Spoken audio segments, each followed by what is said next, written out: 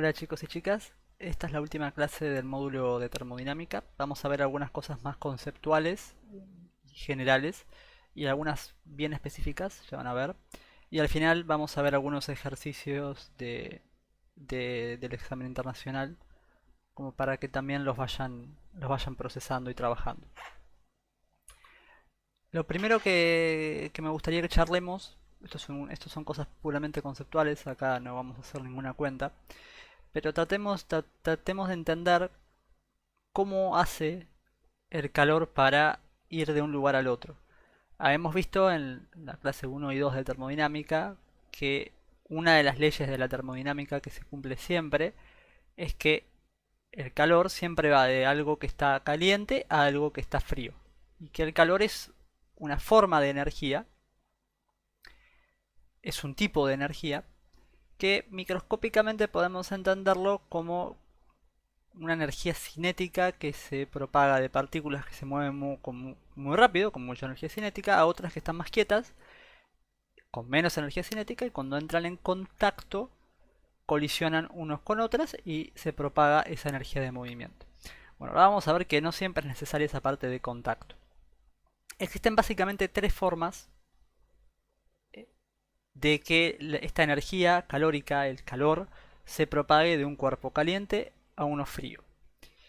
La primera de ellas se llama conducción. En general tiene nombres bastante transparentes.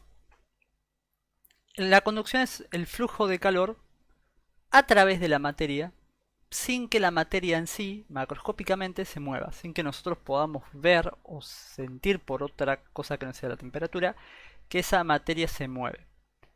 Por ejemplo, cuando uno toca algo caliente y nuestra mano se calienta, ese aumento de temperatura en nuestra mano se debe a la propagación de calor del cuerpo caliente que estamos tocando a nuestra mano, pero no se mueven las moléculas que conforman lo que estemos tocando o las moléculas que conforman nuestra mano.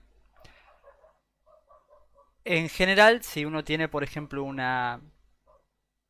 también sucede en el caso de una cocina eléctrica, donde se calienta una superficie y uno apoya sobre la hornalla de la cocina eléctrica una olla, y esa olla se calienta por contacto, y el calor y esa olla calienta por contacto o por conducción lo que se encuentra dentro, por ejemplo, agua para hervir.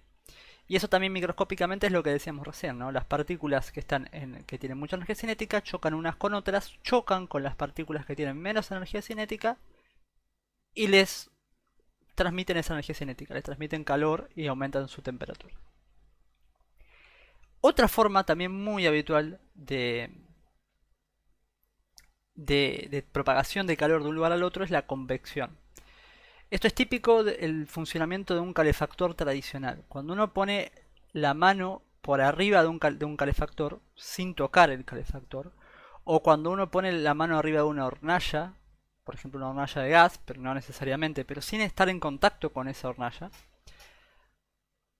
nuestra mano se calienta. Hay una transferencia de calor desde la hornalla o desde el calefactor a nuestra mano, a pesar de que no estamos tocando la hornalla o el calefactor. Pero sí estamos tocando aire que tocó a la hornalla. El proceso ahí es que la hornalla calienta el aire que está en contacto directo con ella por conducción, las moléculas del aire. Esas moléculas del aire tienen más energía, son menos densas y flotan, suben para arriba, el calor siempre va para arriba. No es que el calor vaya para arriba, sino que el aire caliente siempre va para arriba, porque es más liviano que el aire frío. Pero ese aire caliente se mueve y eventualmente llega a estar en contacto con nuestra mano. Y por esa conducción entre el aire y nuestra mano se calienta. Ese proceso se llama convección. Es el flujo de calor debido a que un fluido, algo que puede moverse, un fluido puede ser un gas o un líquido, se calienta y se mueve, va a otro lado y transfiere ese calor a otro objeto. Internamente se suceden eventos de conducción también, porque el aire se calienta por conducción y el aire calienta nuestra mano por conducción. Pero el proceso en su conjunto visto un poco más macroscópicamente, más desde arriba, se llama convección. Perdón, convección. Y se debe al movimiento de las partículas del fluido que se calientan y llevan consigo parte del calor. Y la última forma de calor es una que es súper importante, que es la radiación. La radiación es la forma en la cual el Sol nos calienta a nosotros. El Sol calienta la Tierra y en el medio, entre la Tierra y el Sol, no hay aire, está el espacio vacío. Obviamente la Tierra no está en contacto directo con el Sol, eso sería algo muy malo. Y sin embargo el calor se transmite. El calor nos llega, parte del calor nos llega. Ese calor nos llega en forma de ondas electromagnéticas, que ya veremos en algunos módulos más adelante qué es exactamente una onda electromagnética. Pero la luz es un tipo de onda electromagnética. Y tiene la capacidad de transferir calor. No vamos a entrar por ahora en mucho detalle de cómo se hace eso, pero sepan que es una forma de transferencia de calor.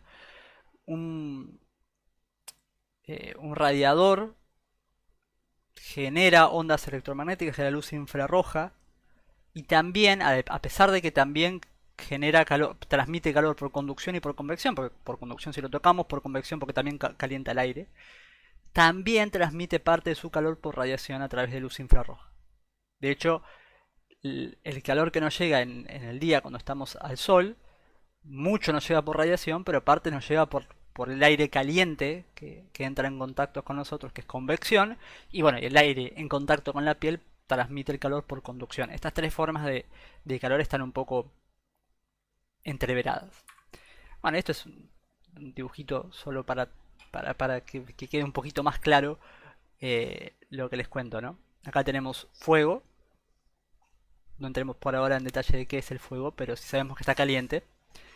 El fuego transmite ese calor en parte por radiación, por eso brilla también. La misma radiación que hace que brille también calienta, porque son ondas electromagnéticas, la luz es un tipo de onda electromagnética.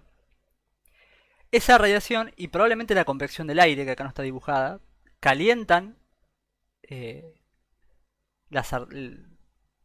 recipiente este recipiente se calienta y por conducción, que tampoco está dibujado, calienta el agua. Y el agua se calienta toda, no solamente se calienta el agua que está en contacto con las paredes del recipiente, sino toda el agua.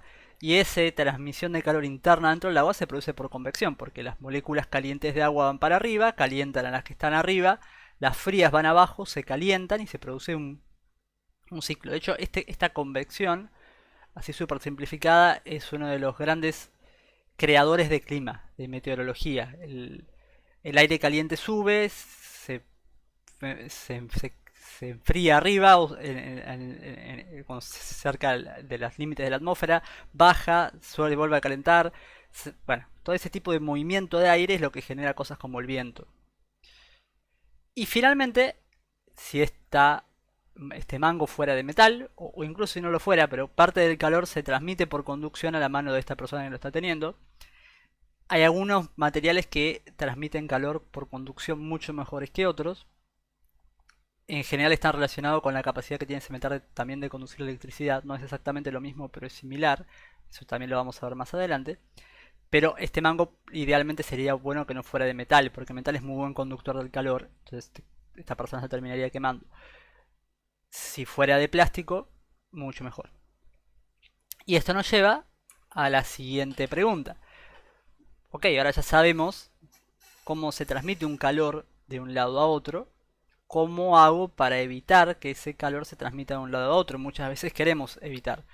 O porque queremos evitar que algo se caliente, o porque queremos evitar que algo se enfríe, que pierda su calor. Por ejemplo, un típico termo de mate, o de café, o de té helado, tiene varios componentes que están todos pensados para evitar alguna de esos tres tipos de transferencia de calor. Por ejemplo, generalmente, no en todos, pero ayuda, la cubierta externa es del plástico, porque el plástico es un mal conductor de calor por conducción. También tenemos capas de vidrio. El vidrio lo que hace es reflejar la luz. El vidrio espejado, ¿no? Las capas de vidrio están espejadas. reflejan la luz y reflejan la luz infrarroja también. Entonces evitan la transferencia de calor por radiación.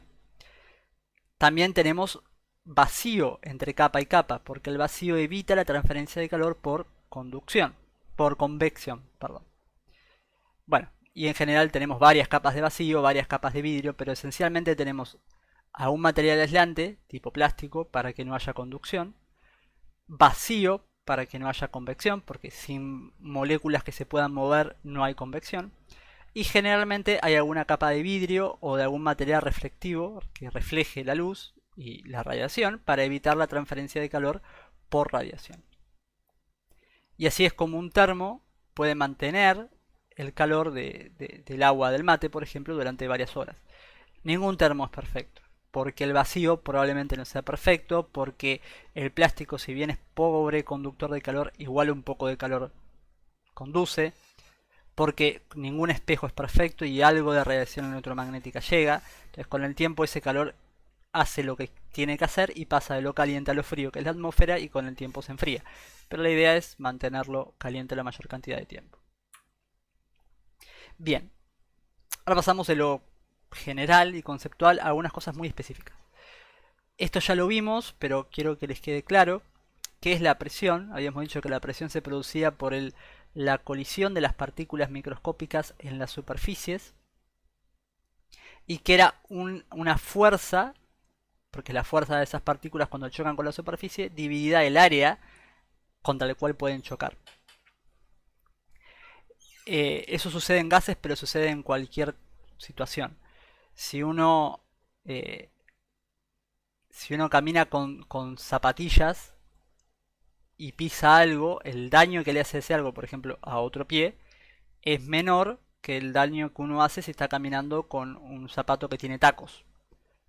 Un botín, por ejemplo, o un zapato con un taco. ¿Por qué? Porque el área en el cual estoy distribuyendo la fuerza de mi peso, en el primer caso, en el caso de la zapatilla, es mayor que en el caso donde tengo tacos o botines, donde el área es pequeña, es el área de contacto es más chiquita, es el área de cada tacón. La misma forma sucede con una tijera o con algo que tiene filo. Yo lo que estoy haciendo es concentrando la fuerza, por ejemplo, de mi mano, en el caso de un cuchillo, en un área muy pequeña, que es el borde del filo del cuchillo. Y cuanto más afilado es, menor es el área de contacto, y para la misma fuerza mayor presión, y mayor es el daño o la deformación que logro en lo que sea que quiera cortar. Y esa presión, ya habíamos visto que se mide como las unidades de la presión, las unidades de la fuerza, que eran newtons, dividido las unidades del área, que son los metros cuadrados, y que esta unidad newtons dividido metros cuadrados recibe el nombre de pascal, que se suele abreviar como PA. También, otra cosa que no vimos, pero es un concepto relativamente simple, es el concepto de densidad, y la densidad es la cantidad de masa que hay en un determinado volumen. Un pedazo de metal, el plomo por ejemplo, tiene mucha masa en un dado volumen y tiene una densidad más alta que por ejemplo el aire, que en un mismo volumen pesa menos, pesa menos es verdad, pero en realidad no es lo que importa el peso, sino la masa. Tiene menos masa concentrada en ese volumen. Es importante porque la densidad y la presión en líquidos y en fluidos en general de gas están relacionadas, como ahora vamos a ver a continuación, pero quiero que les quede también este concepto. El concepto de densidad es importante. Es simple, es una definición. La densidad es cuánta masa hay en un dado volumen. Y las unidades de la densidad no tienen ningún nombre especial, suelen aparecer como, o sea, siempre es una masa dividida en volumen, pueden ser kilogramos sobre metro cúbico, o esto es un número que generalmente es muy grande, se suelen usar quizás una unidad más pequeña como gramos dividido en centímetro cúbico. Pero podría ser cualquier combinación de masas y volúmenes para medir la densidad. Y la densidad y la presión se relacionan mucho, por ejemplo, cuando hablamos de la presión en fluidos o particularmente en líquidos. Lo que tenemos acá es una columna o un líquido, un recipiente con líquido. Puede ser un vaso, puede ser, imagínense que es más grande, una pileta, o puede ser un corte del océano. Y una característica que tiene la presión en un líquido es que la presión aumenta con la profundidad. Es un poco intuitivo. Supongamos que yo estoy, imaginemos que esto es una pileta. Si estoy en la superficie o cerca de la superficie, estoy por esta zona, la fuerza que me hace el líquido sobre mi cuerpo es la fuerza del agua que está arriba mío, porque está apoyada sobre mí. Y la presión va a depender de cuánta fuerza me hace esa agua que está arriba mío. En cambio, si estoy en el fondo de la pileta, la presión es toda el agua que está arriba mío y es mayor. Es más, si me voy al océano, los seres humanos no pueden ir mucho más de 50, 60 metros de profundidad porque la presión empieza a ser tan alta que empieza a ser perjudicial, que puede llegar a lastimar, seguro, lastima cosas como los pulmones particularmente son muy sensibles porque es como un globo el pulmón. Y a mayor presión, con el aire acumulado dentro del pulmón, puede hacer daños muy severos. Y el océano es enorme, 60 metros de profundidad en el océano no es nada, el océano llega a los 10 kilómetros de profundidad en la parte más profunda. Esa es la razón por la cual es tan difícil, por ejemplo, ir a donde está el Titanic, 3 kilómetros bajo la superficie del océano. Porque hay 3 kilómetros de agua arriba haciendo presión. Hay que ir con un submarino que sea capaz de resistir esa presión. Y bueno, esto es un esquemita que trata de demostrar cómo eso sucede. Si uno tiene una columna de agua, un recipiente con agua y tiene 3 agujeros, la fuerza del chorro que sale va a ser menor cuanto más arriba está el agujero, porque la fuerza está relacionada con la presión. Bueno, y esa presión la puedo calcular porque la presión depende de la densidad del líquido. Cuanto más denso es el líquido, más presión hay a una determinada altura. De la altura, y como esta presión se debe al peso del líquido, depende también de cuál es la fuerza de gravedad. Esta columna de agua o este recipiente con agua, la presión a una determinada profundidad no es la misma acá que en Marte. Depende de qué tan fuerte es la fuerza de gravedad. Y si no hubiera fuerza de gravedad, este fenómeno no sucedería. De hecho, el líquido no se mantendría en el recipiente. Y bueno, lo importante es que la presión para una dada profundidad también es siempre la misma. No importa cuál es el grosor de este recipiente. Lo que importa solamente es la profundidad. La presión en una columna de un metro de largo es igual si estamos hablando de una pileta que si estamos hablando de un recipiente muy finito, una jeringa, por ejemplo, de un metro, imaginémonos eso. Y bueno, la expresión es esa, ¿no? La presión es la densidad por la gravedad por la altura de la columna de agua que está arriba mío. Bueno, todo esto se puede usar en algo que es muy útil, que se llama la máquina hidráulica. Espero poder explicárselos bien. Imaginemos esta situación, lo que yo tengo acá es un líquido.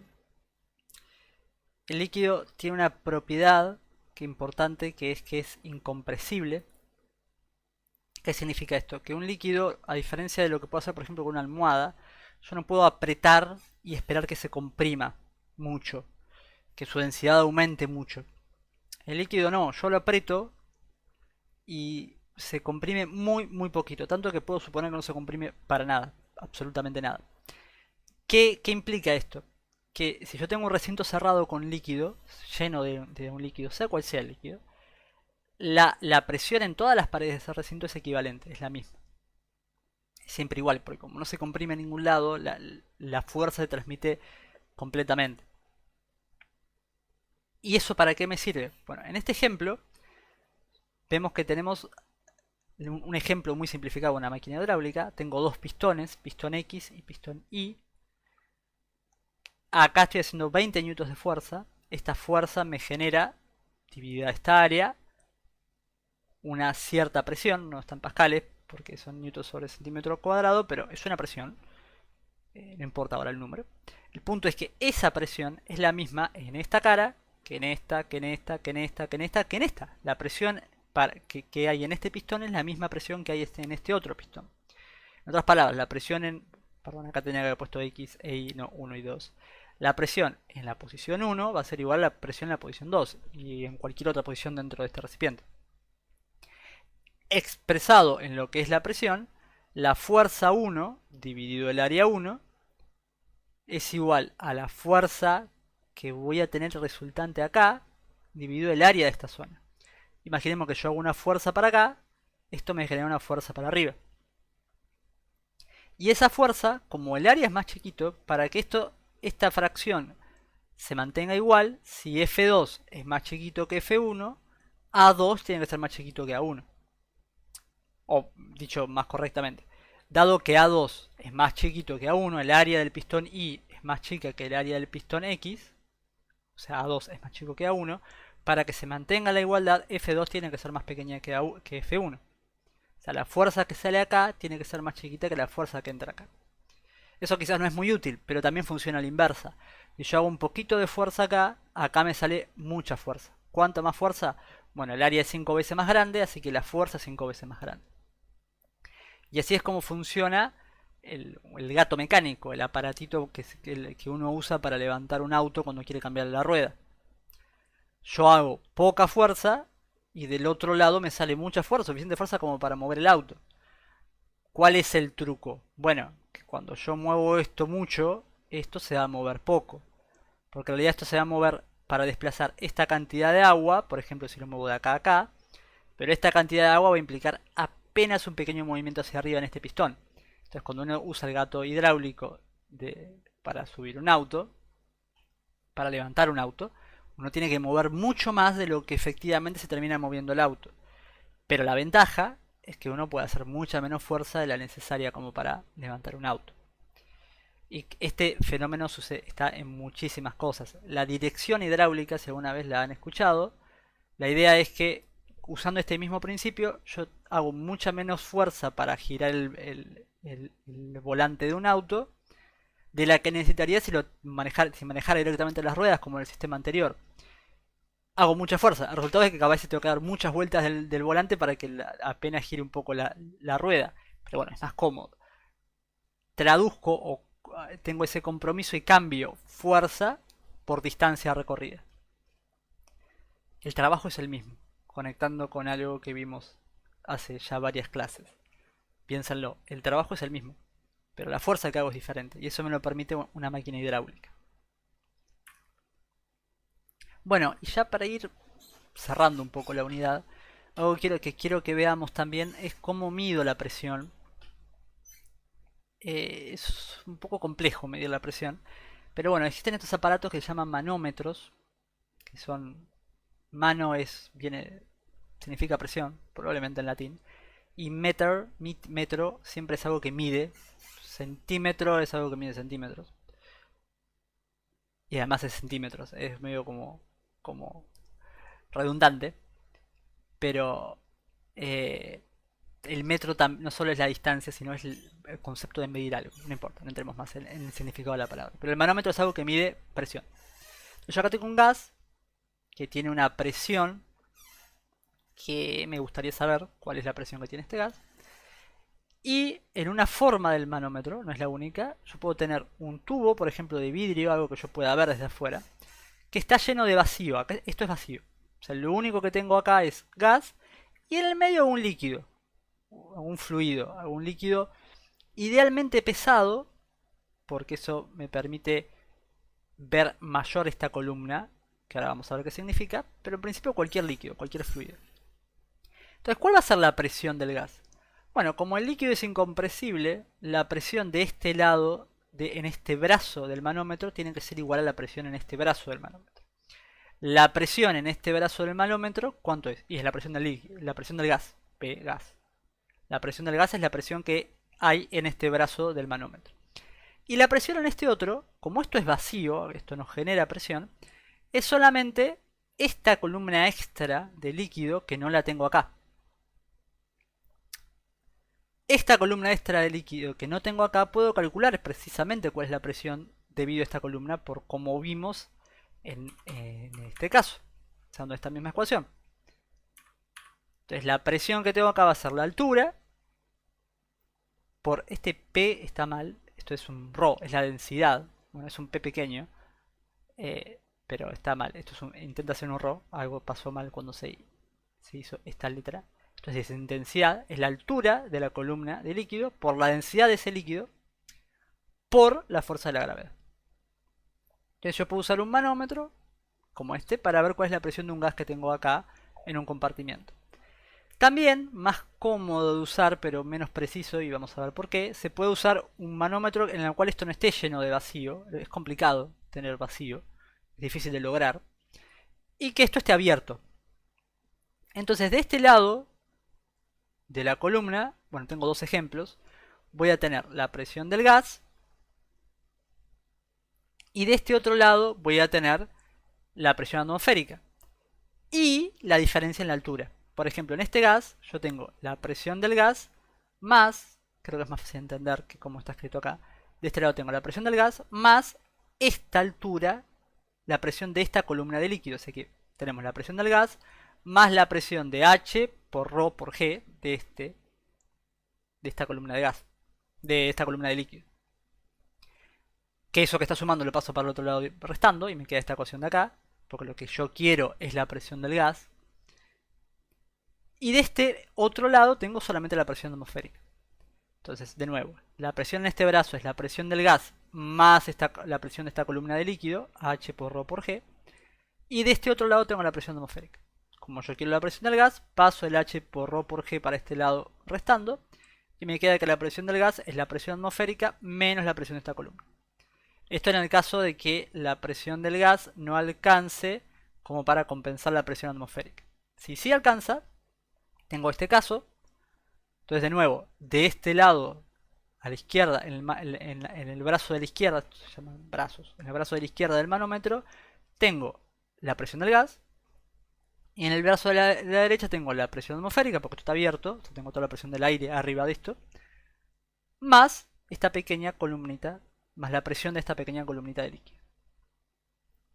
Esto es más cómodo porque, insisto, generar un vacío es muy difícil, pero tiene el problema de que la presión atmosférica cambia de día a día y de zona a zona. Así que si uno quiere hacer una medición perfecta o más precisa, más que perfecta, uno usa un manómetro cerrado. Y una versión especial de un manómetro es lo que se llama un barómetro. Baro significa presión atmosférica, así que es algo para medir la presión atmosférica. Y en su forma más simple, yo lo que tengo es un tubo vacío, con vacío, metido adentro de un recipiente con líquido, generalmente mercurio. Entonces, ¿cuál va a ser? La presión atmosférica de este lado, afuera del tubo, la presión es la presión atmosférica, que aprieta acá.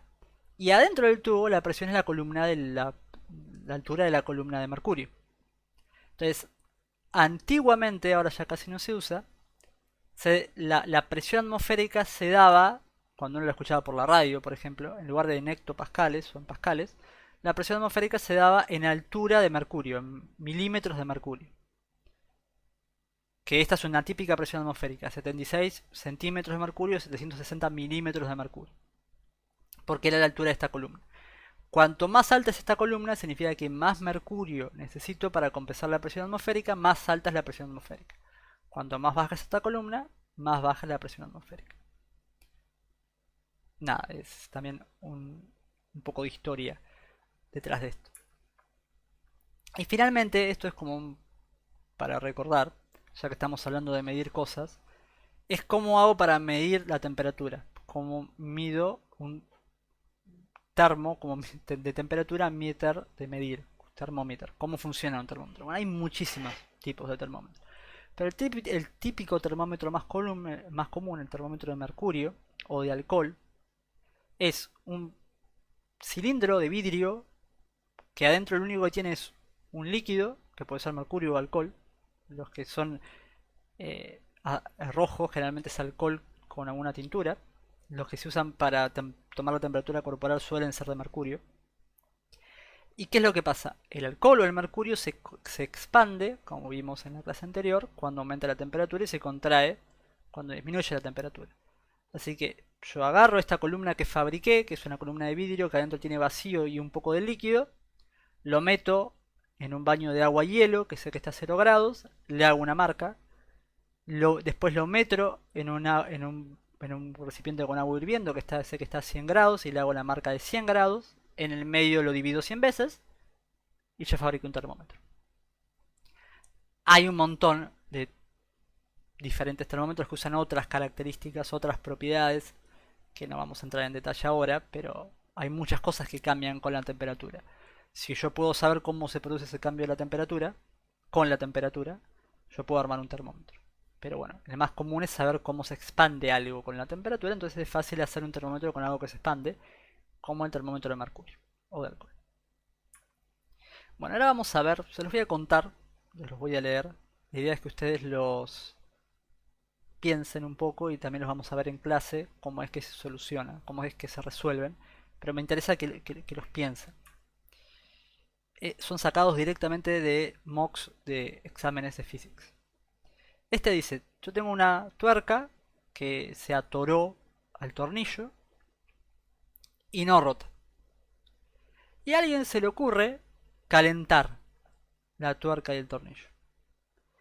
Y se expliquen por qué calentar la tuerca con una llama muy caliente es probable que la libere, que permita hacerla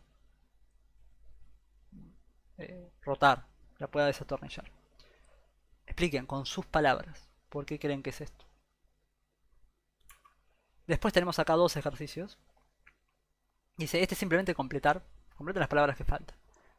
La presión de un gas en un recipiente cerrado está causada por las colisiones de en la pared del contenedor. Un aumento de la temperatura del gas aumenta la presión porque y la fuerza en la pared debido al gas es la presión multiplicada por lo que sea de la pared. Esto es para que completen, es casi un repaso.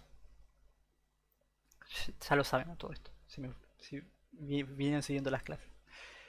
Y después dice, un montañero, un escalador, se lleva una botella de plástico que tiene agua, se la lleva a la punta de una montaña alta. Le saca la tapa, toma todo el agua y la vuelve a poner la tapa. Y queda así, como está en la figura 1. Cuando vuelve a la base de la montaña, la botella está así. Cuando esto se vaya, bueno, ahí dice, expliquen por qué la botella colapsó, o sea, se comprimió. No, expliquen con sus palabras, con todo lo que hemos visto lo saben. Y después es algo que acabamos de ver recién. Dice la figura 4.1 muestra un típico termómetro liquid in glass, o sea, típico termómetro líquido en vidrio de laboratorio. ¿Qué pasa cuando el termómetro se pone en un líquido caliente? ¿Por qué pasa? Y dice en la figura 4.1 marquen claramente con una flecha el punto en el cual el líquido o el líquido que está dentro del termómetro va a llegar cuando el agua se pone en agua, el termómetro se pone en agua pura que está hirviendo a temperatura ambiente estándar. Recuerden que eso depende de cuál es la presión atmosférica estándar. Recuerden que eso de a qué temperatura hierve el agua depende de la presión atmosférica, porque depende de la presión del agua. Y se digan, cuenten por qué es necesario que el capilar, o sea, el capilar es el agujerito que hay adentro del tubo, tiene que ser bien angosto. Este hay que pensarlo un poquito. Piénsenlo, como siempre los vamos a ver en clase. Y acá, más de cosas que vimos recién, dice, la figura 2.1 muestra un barómetro muy simple. El tubo en vertical está fijo, no se puede mover. Dice, sugieran qué líquido está contenido en el barómetro. Recuerden que esto está midiendo la temperatura, la presión atmosférica. Así que eso les da una pista. Dice, ¿qué ocupa el espacio en el tubo? Arriba del líquido. Después dice, hay tres distancias que están marcadas en la figura 2.1. ¿A partir de cuál distancia se puede deducir la presión atmosférica? La de 25 centímetros, la de 75 centímetros y la de 5 centímetros. Después dice, la presión atmosférica aumenta. Marquen una de esas tres distancias que se achica. Para pensar. Después dice, el tubo accidentalmente es golpeado acá en la punta y se forma un agujero en la parte más de arriba del tubo. Y entra un poco de aire. Describan qué efecto tiene, si es que tiene algún efecto en la altura del líquido, en el nivel del líquido en el tubo. Y finalmente, prometo que ahora sí, finalmente, creo, ¿no? Sí. lo que tenemos ahora es un manómetro, no un barómetro. Acá tenemos un gas, en este caso parece que es aire. Y el aire acá adentro está caliente, warm, está tibio aunque sea. Y dice, digan qué mide la escala en la columna a la izquierda. O sea, digan qué mide. O sea, es cuestión de ver acá qué mide. Muchas de las preguntas del examen son así. Y digan qué mide la escala en la columna derecha. También, escriben acá. Después dicen que la presión atmosférica son 760 milímetros de mercurio. Típica presión atmosférica. Dicen calculen cuál es la presión adentro del contenedor. La presión de aire que hay acá. Con lo que vimos en la clase de hoy ya deben poder calcularlo. Recuerden que pueden poner la presión directamente en milímetros de mercurio, así que no piensen, no es necesario pasar a pascales o pensar en newtons o en áreas del recipiente, no es necesario. Y eso es todo. Piensen en estos problemas y los veremos en clase. Anoten como siempre, vayan anotando las dudas que vayan teniendo. Adiós.